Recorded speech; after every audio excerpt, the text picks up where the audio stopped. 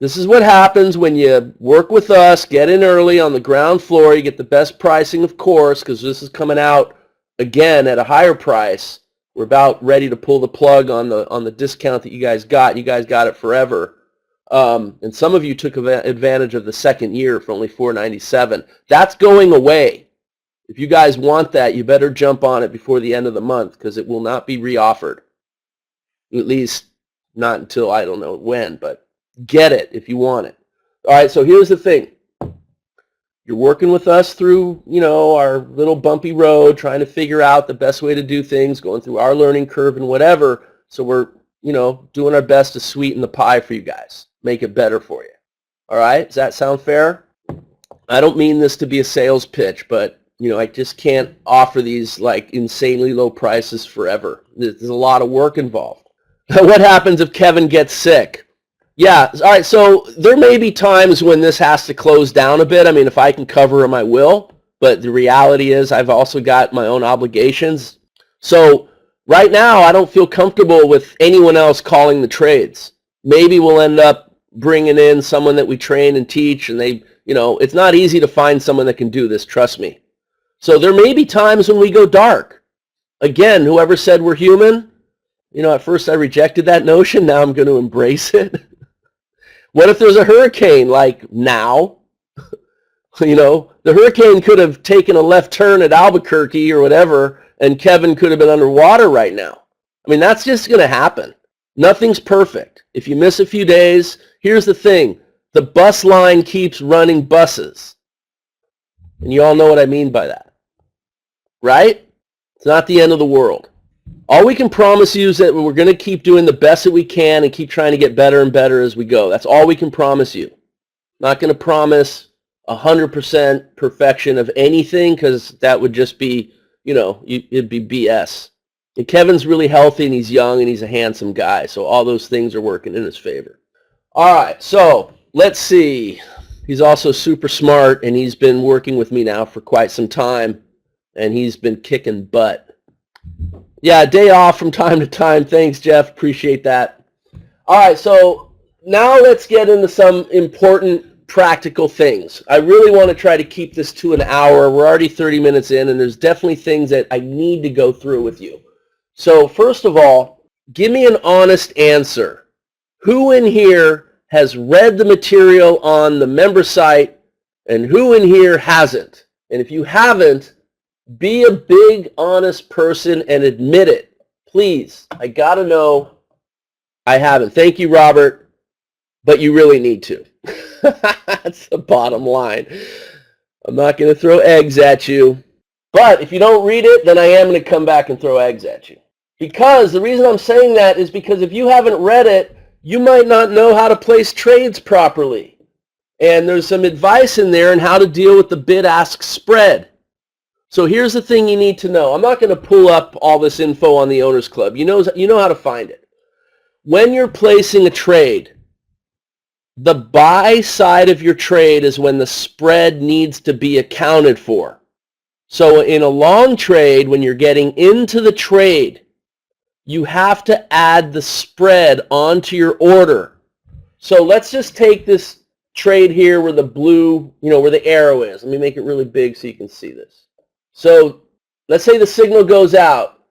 Go long, 1.8421.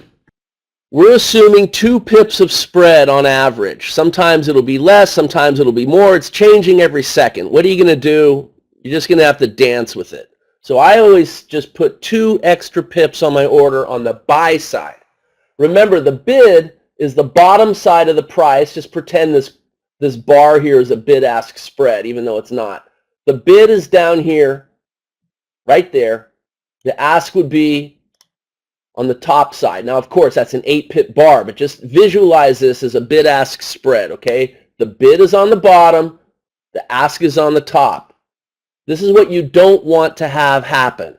You don't want the ask to come up and hit your entry and fill you because the bid is still down here and it hasn't come up and touched the entry yet. Now you're getting filled on a trade that shouldn't have been filled.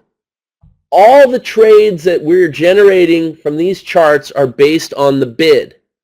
This price bar on TradeStation, this entry is when the bid hits the entry. You get filled and you pay the ask. You're going to get filled up here 2 pips higher. Here's the problem. When the ask hits your order, you're going to get filled. So what does that mean?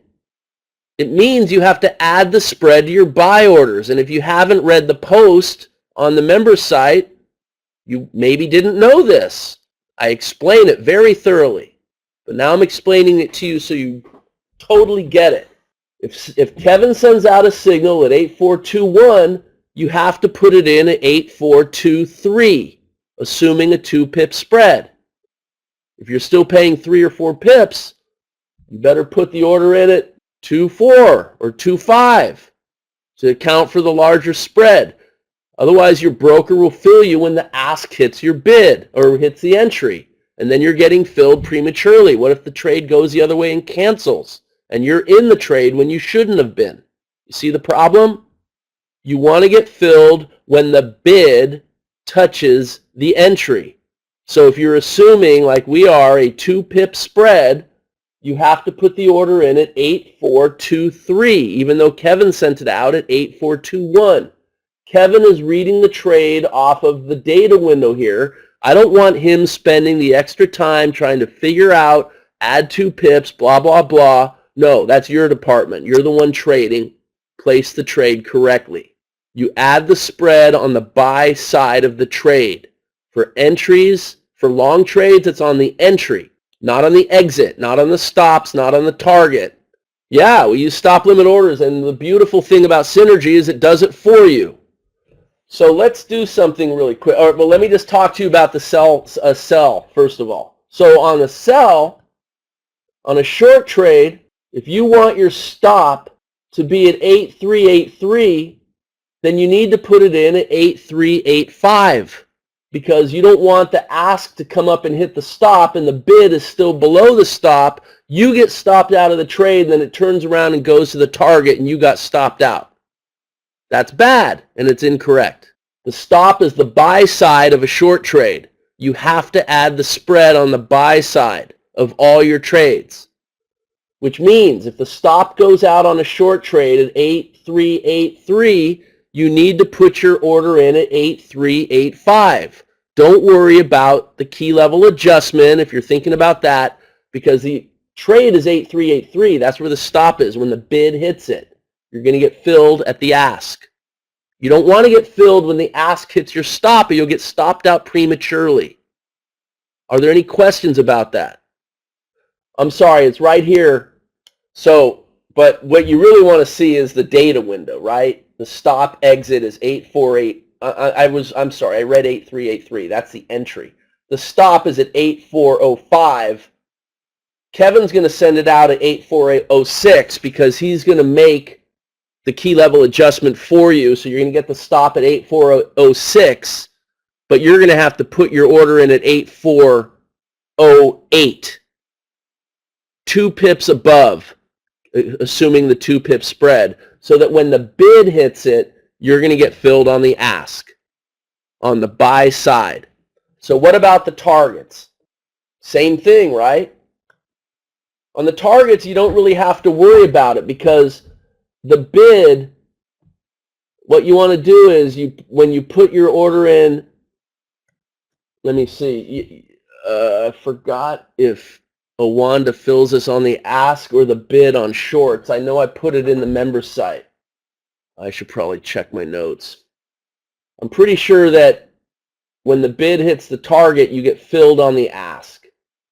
So since you're getting filled on the ask, if the target is at 8368, you would put your order in at 8370.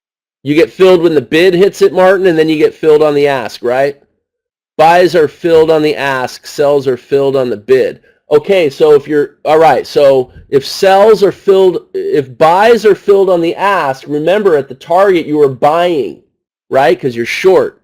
So if the target is at 8368, you're going to get filled on the ask.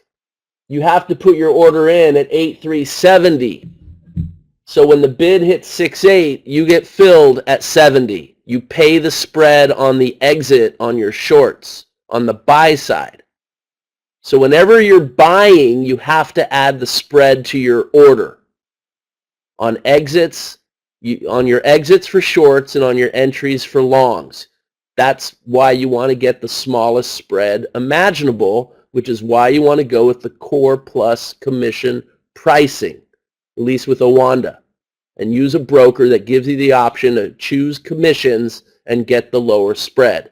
But when you place the order, you get filled on the ask on the buy side. So on the stops and targets, you have to put in the adjusted order with the spread. So if the target is 8368, you put your order in at 8370. So when the bid hits 68, you get filled on the ask at 70. Got it? Same with the stop. Add the spread. That's for short trades. For long trades, add the spread on the entry, not on the stop or targets. James Major says no. No meaning you don't get it, or no meaning, sorry, I lost the context of your answer. I'm just talking, so I forgot what you don't understand, or you do, or no, why? Maybe that's not easy. All right, let's go through it one more time. Just remember that when you're placing an order, there's a buy side to your trade and there's a sell side to your trade, right? So when you're going long, we're buying, aren't we? When we get into a trade at the entry, we're buying, we're going long. So the buy side of your trade is your entry because you're buying. That's where you add the spread.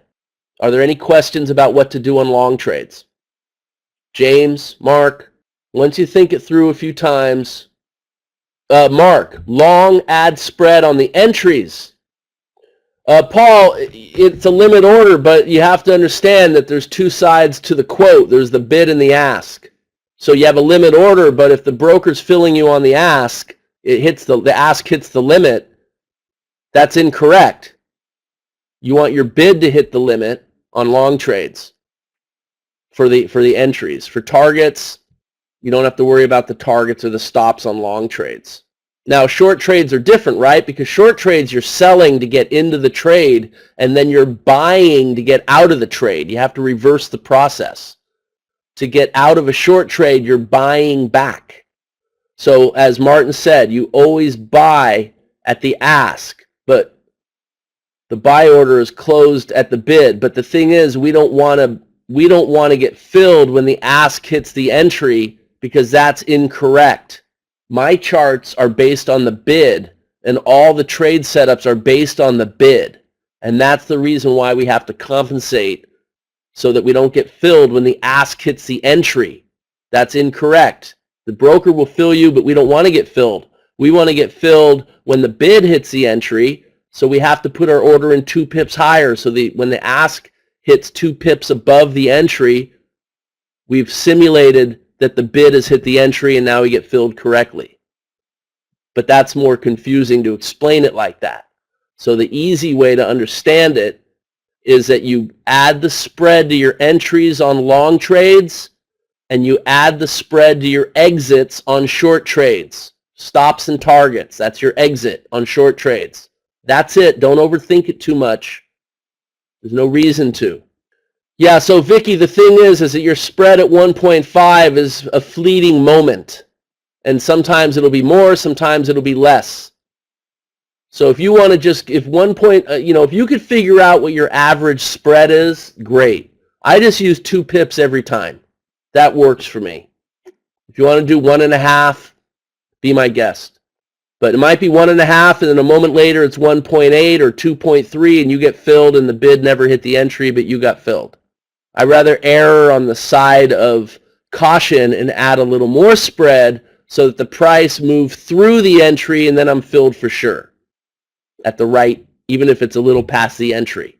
I'd rather do that personally than to get filled and the bid never really touches the entry because the spread widened for a moment. Now you're in a trade that we're not in. You see? Yeah, the math is right. Look, if you overthink it, you're going to confuse yourself. So just do this. Make a note. Add the spread on entries for long trades. Add the spread on targets and stops for short trades. And if you want to put in another note, add the spread on the buy side of every trade. That's the entries for longs. It's the exits for shorts. All right? If you overthink it beyond that, we'll come visit you in the funny farm because you're just going to end up there. There's no reason to overthink it anymore. And this is written down in the member site, which is why I started this whole thing asking you who's read it and who hasn't. It's already there. Okay? Can we move on? I want to make sure everyone is as clear as mud on this. Just kidding. Clear as, sparkling water. yeah, you included, Robert. All right. I think we're good. Yes? If you have any more questions, we can revisit it. There's another thing I want to point out to you. I don't want to, oh God, this time's flying by. We're spending too much time on real simple stuff. All right, it doesn't matter. We'll be here as long as necessary. Sometimes you're going to get a stop and reverse, and that can be really tricky trying to execute it and then cancel it, etc., etc. So let me give you a little trick. You're going to have to bear with me here, but let's pretend we're long in this blue trade and we have a stop and reverse. Forget the stops. Pretend it hasn't hit target yet. And there's a stop and reverse. So we're long in the blue. The stop is at 8393, and now there's a stop and reverse at 8423. So you got to move your stop up to 8423 on the blue trade, but you also have to reverse at 8423 on the short trade. Here's what I do. I move my stop up to the new 8423, and then I put my short entry not at 8423. I put it at 84228, and I use the extra digit, and I put it 0.2 of a pip below the new stop, so that now it's a completely separate order that I could easily cancel and manage. When I discovered this, just no-brainer, too easy to even imagine trick, it changed my life. Because now it's easy to cancel it. And now you can easily manipulate the stop on the long trade again. You can easily manipulate your entry and cancel on your short trade. Just put it in 2 ticks lower. That extra digit is an executionable digit. It's an executionable price. It's worth paying a tiny bit more for the convenience and the stress that it relieves. It's a great little trick. I've been doing it for a long time. Hopefully just that alone is worth the price of admission for this training. All right? Can I move on? Everyone understand? Now what I want to do is quickly show you how I use FX Synergy, and then Martin's been waiting here patiently, and I know he's like bubbling over with excitement with what he's going to share with us. But can you explain? Yeah, so a stop and reverse. Neil, forget the dots on the chart. Let's just say you're in this long trade. You haven't hit targets. The stop is still at its original location. And Kevin says possible stop and reverse short trade at 8423. So what you need to do is you move your original stop on the long trade, which is down at 8393. You have to move it up to the reversing order, which would be 8423. But put your reversing order in, not at 8423, put it at 84228. 2 ticks below 8423, 0.2 of a pip using that extra digit. Now you got 2 separate orders that are just easier to manipulate. In case a stop and reverse cancels, it's super easy just to hit the cancel button. And then you can move the stop back, etc. Okay? Just go through it in your mind a few times. Practice. This is why it's good to have a sim account. You should be practicing placing these orders, canceling these orders, placing these orders, canceling these orders, over and over again until you can do it like riding a bike where you never even have to think about it. The magic of 25. So in all my training, do it 25 times in a row without a mistake. Yeah, possible means, here's possible. The setup has occurred, but it hasn't triggered in yet. So that's possible. It could still go the other way, and the short reversing trade cancels. So a possible means the setup is there, but it could still cancel. It could go away. It's a possible stop and reverse. Place the order. Possible means place the order. That's what that means. And it's a good question, and I can understand the ambiguity of it. Yeah, so Martin, hold on. Martin is so excited. He's like a racehorse jumping out of the stables here. 1 second. Don't steal your own thunder. Let me just do one more thing, and I'm going to pass this over to you. Okay, I think that's a good suggestion. So Kevin, look at Don's suggestion. I agree. Here's the thing. There's a couple issues here. I agree that Kevin should communicate every single aspect of the trade.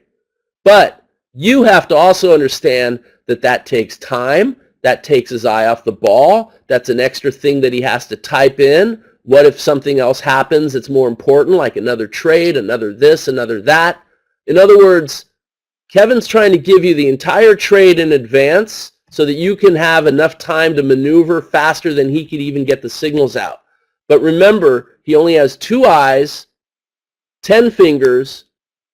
It's easy to hit the wrong key. It's easy to make mistakes accidentally and not even be aware of it. All those things. Martin's going to have a solution. One brain. And he hasn't learned the Marty Feldman eyeball trick, which I learned years ago. Just kidding. I don't have eyeballs like Marty Feldman. But the point is that, yeah, I agree with you in concept, Don, but in practicality, maybe it's not always the best idea because it's just an extra thing he has to do when it's easy for you to see that the price moved through the entry. But to Don's point, all brokers are different, and while ours might have moved through the entry, maybe someone else's didn't. So Kevin, if you can, you should let them know the short is triggered, the short is live, whatever. All right, so I just think there's going to be a happy medium in the middle there. It's a good suggestion. It's just not always practical. That's all I'm going to say on that.